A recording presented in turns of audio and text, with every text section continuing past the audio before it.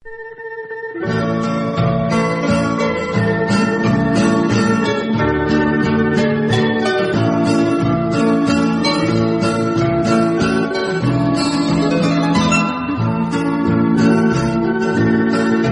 partir de agora, você vai ouvir o expositor da Palavra de Deus.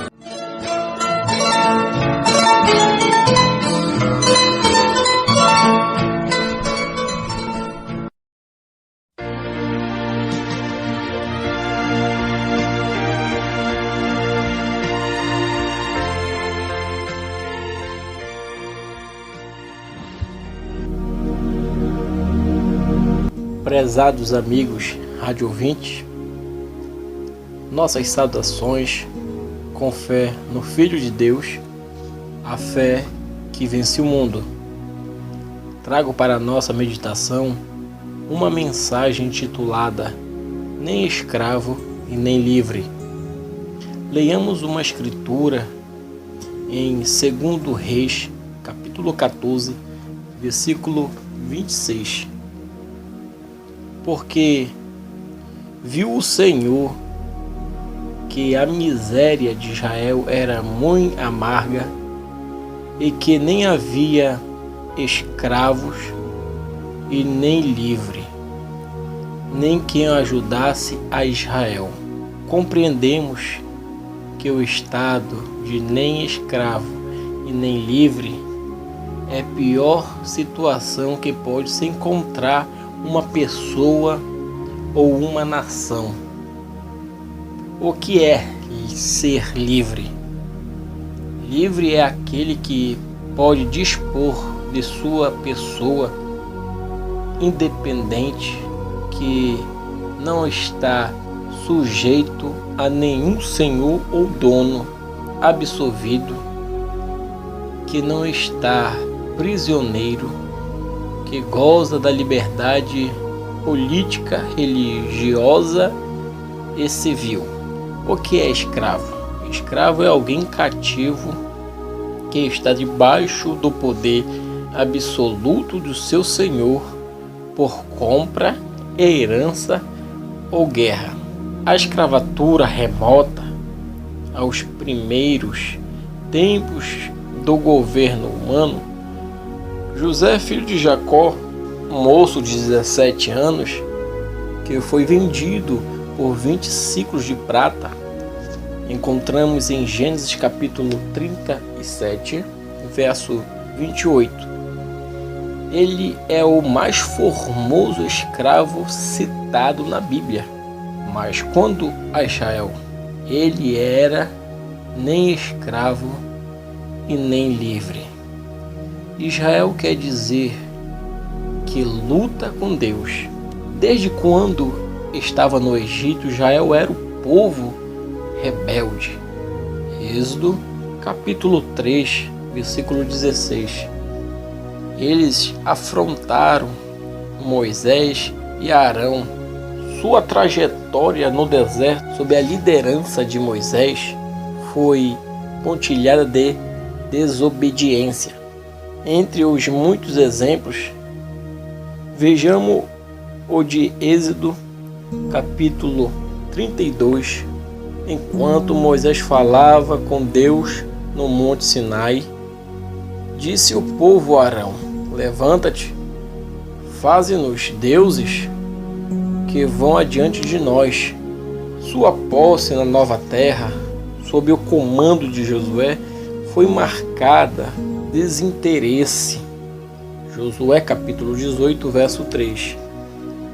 E disse Josué aos filhos de Israel: até quando sereis negligentes, presunçosos, para possuir a terra que o Senhor, Deus de vossos pais, vos deu? Sua existência durante os 300 primeiros anos na terra da promissão, desde a morte de Josué até a magistratura de Samuel, foi registrada nos anais da história pelo índice de desequilíbrio demonstrado Naqueles dias não havia rei em Israel. Deus lhe deu 13 juízes nesse espaço de tempo, mas cada indivíduo fazia o que parecia mais reto aos seus olhos e o que passava pela sua cabeça. Juízes capítulo 21, verso 25. Israel não era nem escravo e nem livre. As profecias bíblicas previam que toda a nação israelita seria rejeitada, seria varrida para fora da sua terra, tal como o rio Nilo faz com suas margens. Israel seria engolfada e seus filhos atirados aos grandes mares das nações.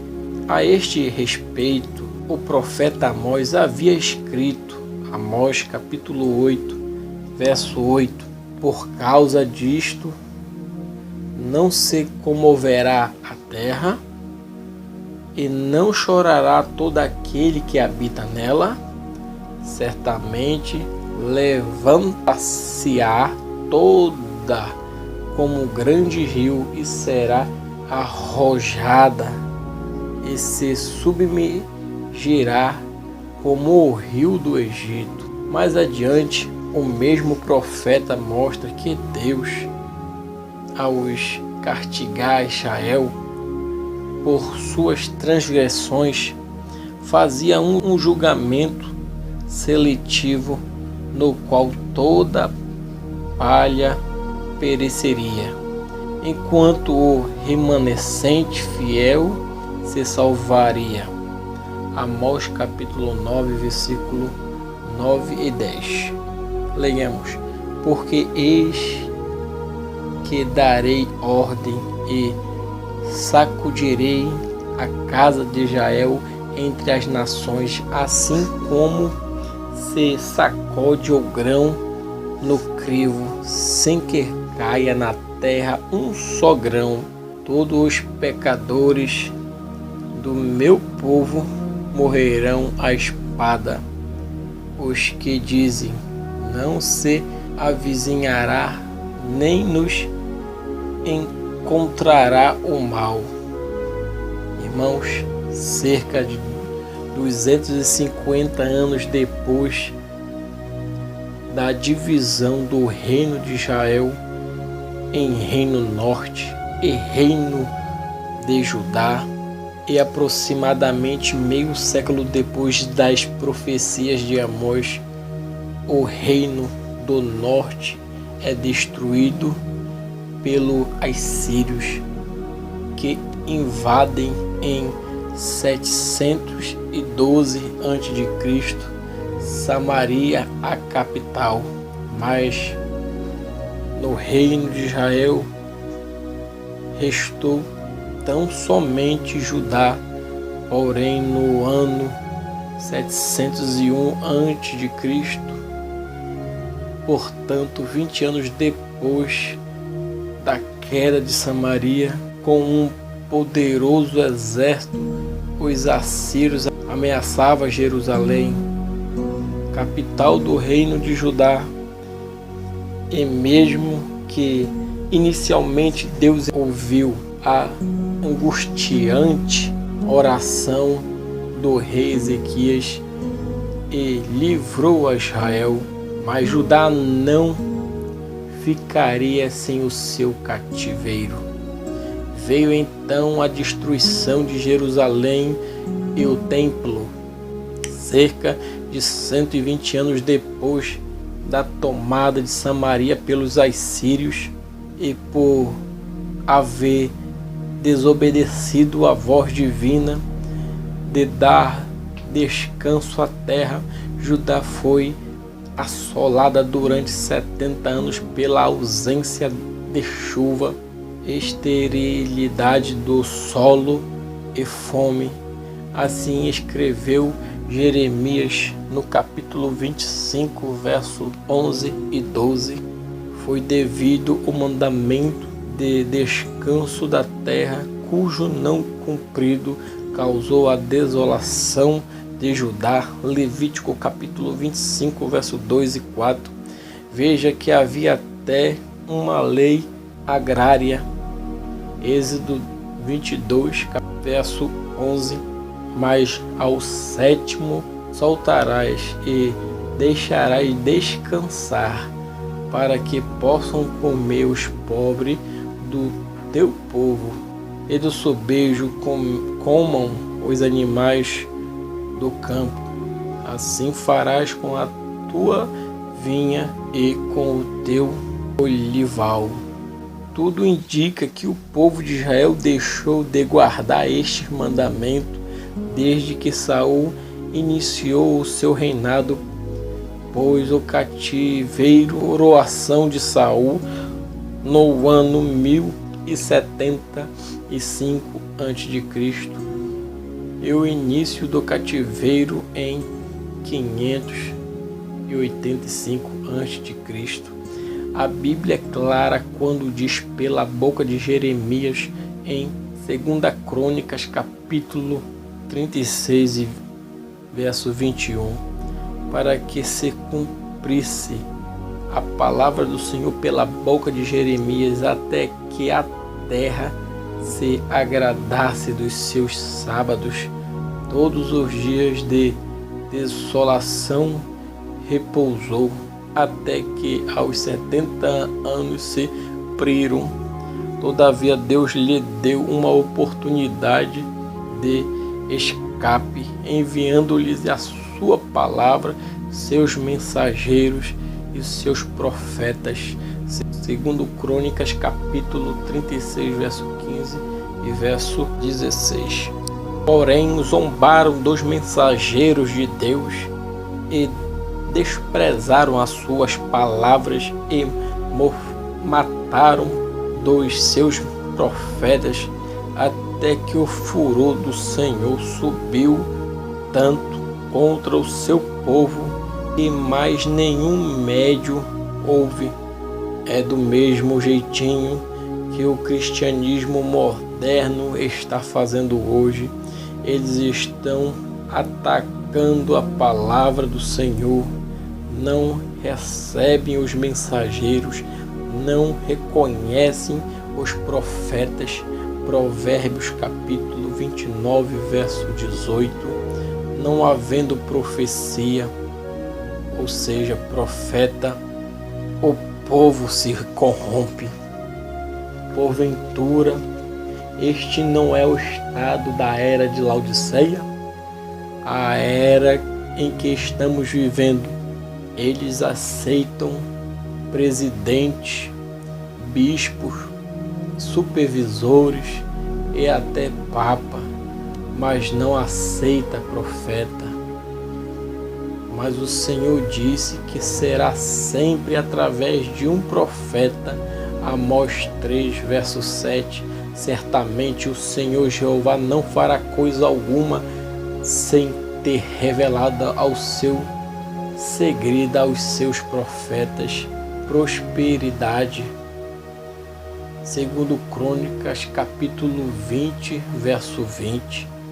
Crede no Senhor vosso Deus e estareis seguros, e crede nos seus profetas e sereis prósperos. Mas Israel não era nem escravo e nem livre. O profeta Jeremias, no capítulo 24, verso 9 e verso 10, seu livro, ele fala dessa miserável situação, mesmo sendo o povo escolhido, mas seria uma maldição e um escárnio em todos os lugares.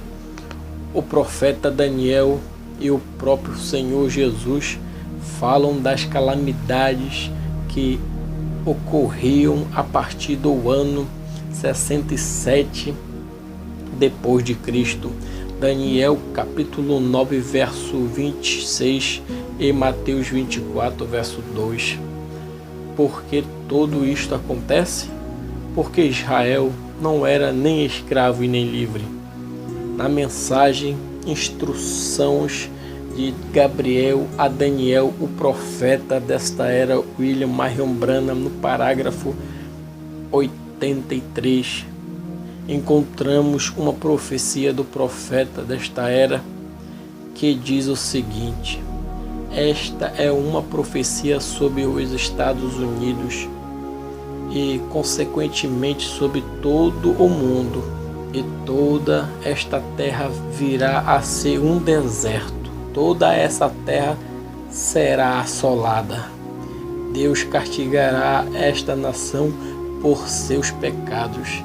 Se Deus não permitiu a Israel, seu eleito, a semente de Abraão, com quem ele fez o pacto e a promessa, e se ele não lhe permitiu sair com as suas maldades, mesmo sendo religioso até as medulas, eles tinham as grandes igrejas, os melhores sacerdotes e rabinos, porém, por causa do imoral e das coisas entre eles, por isso Deus lhe fez colher o que semearam, também nós receberemos.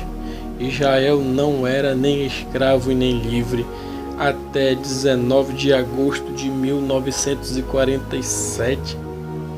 Os arábios proibiam reuniões de judeus em sinagogas, templos, lá em Jerusalém. Todavia eles se ajuntavam nas sextas-feiras, aos domingos, junto ao muro do antigo templo, o muro das lamentações, para orar e plantear, quando eles tinham liberdade para adorar a Jeová com suas sinagogas, com vasos sagrados, Urim e Tumim, a arca, profetas, sacerdotes, etc. Eles não valorizavam. Agora era tarde demais, tudo estava queimado e destruído.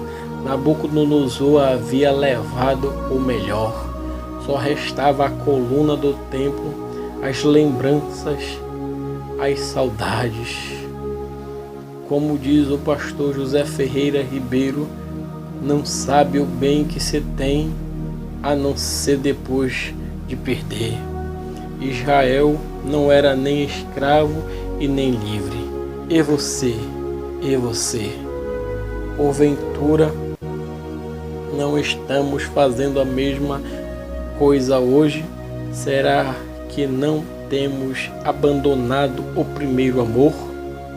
Ouvinte, será que esta não é a condição espiritual desta era morna, Laodiceia?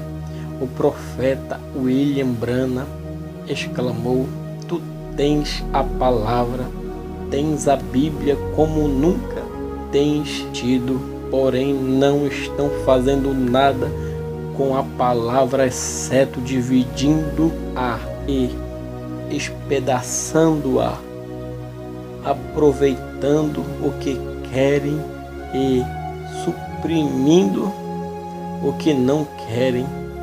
Tu não estás interessada em vivê-la, mas em dividi-la, digo, debatê-la. O castigo de Deus a esta era é que ela será vomitada de sua boca, porque dizes: rico sou. Laodiceia não precisa de nada. O espírito desta era é de frieza, indiferença. O dinheiro flui para dentro das igrejas, a fama tomou lugar e a mulher está no comando.